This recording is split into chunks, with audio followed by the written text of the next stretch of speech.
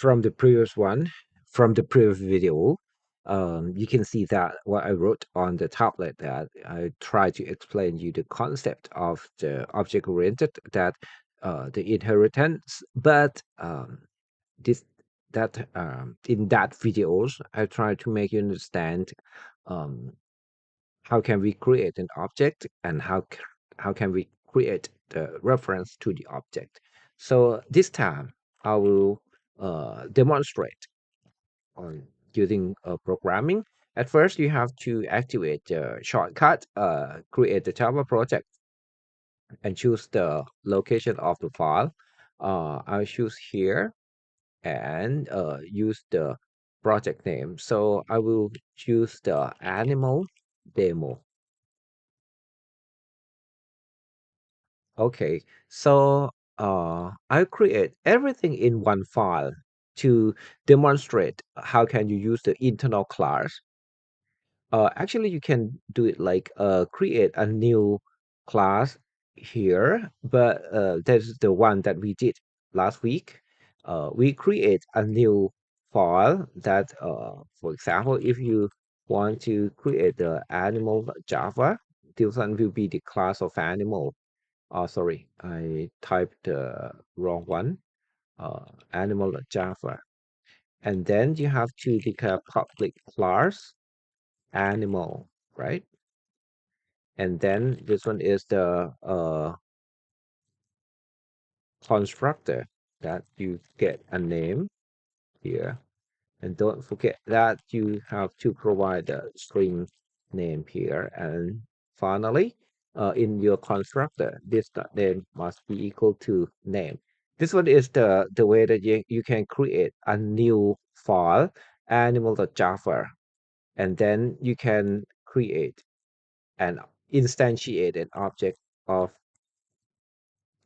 new animal, and then provide the name AA1. Okay, and then this one is uh the way that you can use multiple files to and include all of them into your project. But this time I will show you how can you use the we call it the in a class.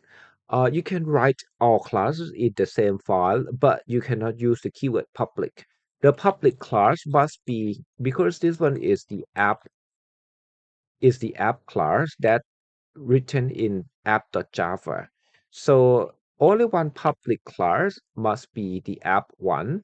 So for other classes, you can use just only class animal, and this one is public animal. This is the constructor string name, and then you have to provide the private string name, and you can use this dot name equal to name, and provide one getter get name that return name.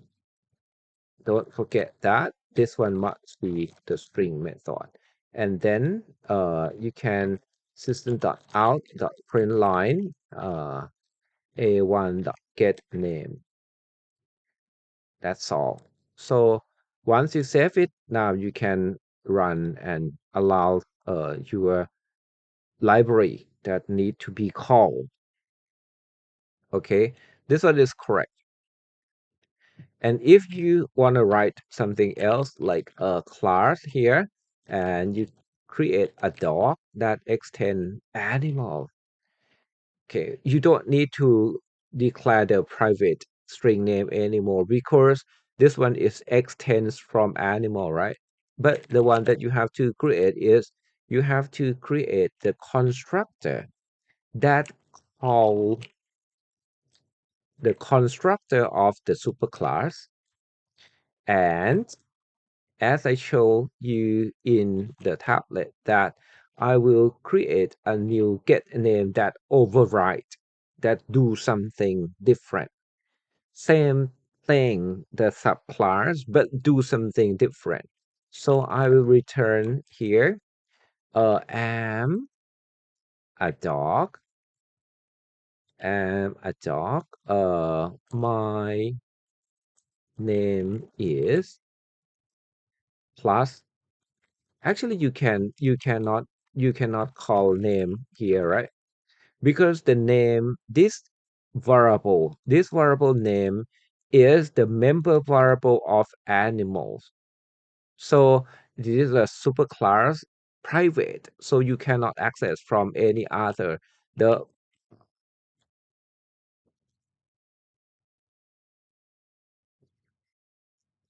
the one that you can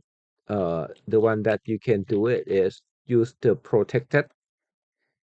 Here is the protected one, so you can see that name can be called now. But if you do it like that, this one is the same file. So you can see here, you can access the name directly from other classes. So maybe this one maybe not a good solution. So please use just only still the private one. And then this one can be called using super dot get name.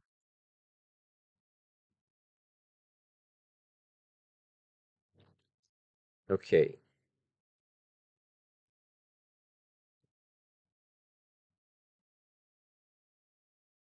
So the one that you can see here is and in the tablet. I try to make you understand. Look at this.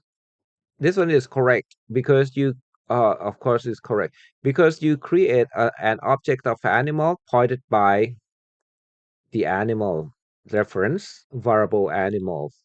And if you create a new thing but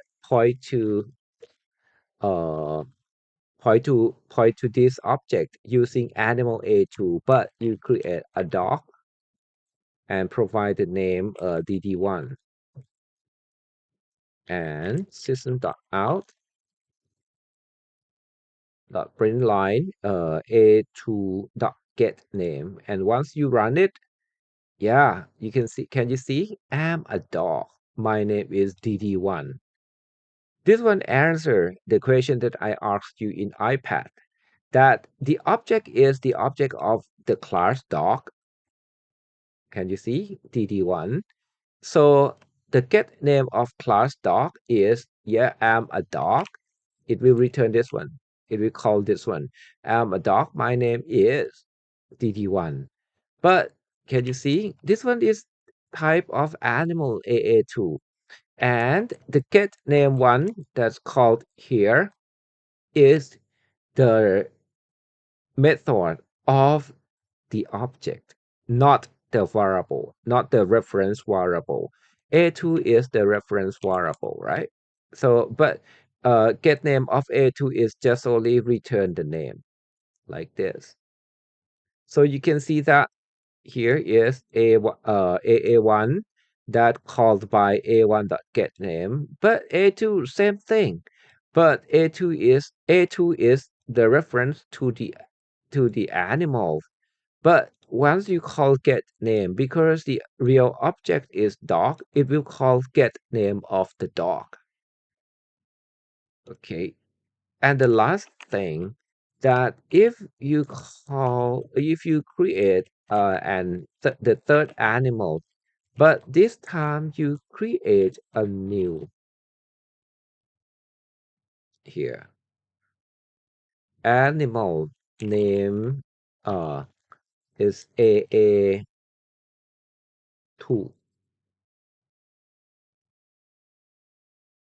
So can you see this one has an error that you cannot assign uh, the reference that is from the subclass to the object of the superclass, because as I show you in ipad, that if I have public void and play, uh, it will print system.out.println and digging around.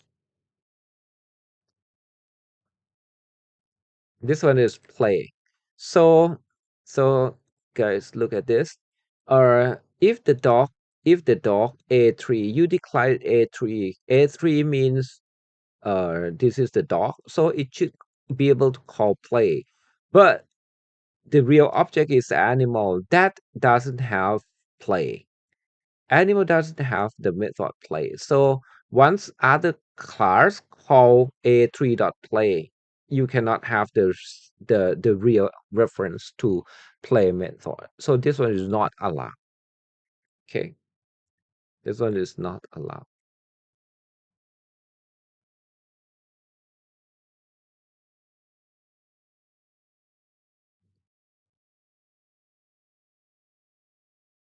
Okay, and there is another thing.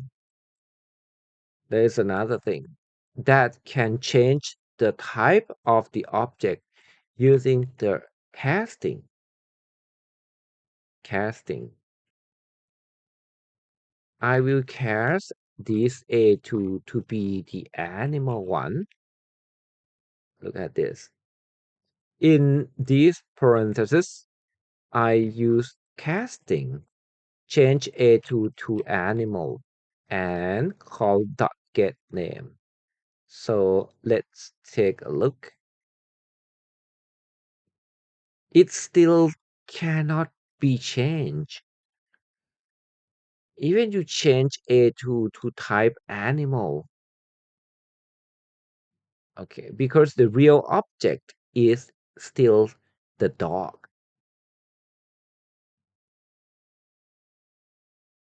Okay, it's still called the get name method of the dog. Okay, so you can change just only the reference, not the real object. Okay, so I hope that you can get this idea. And in the next video, I will show you another example, but this time I will bundle with the array of Java that you never learned before.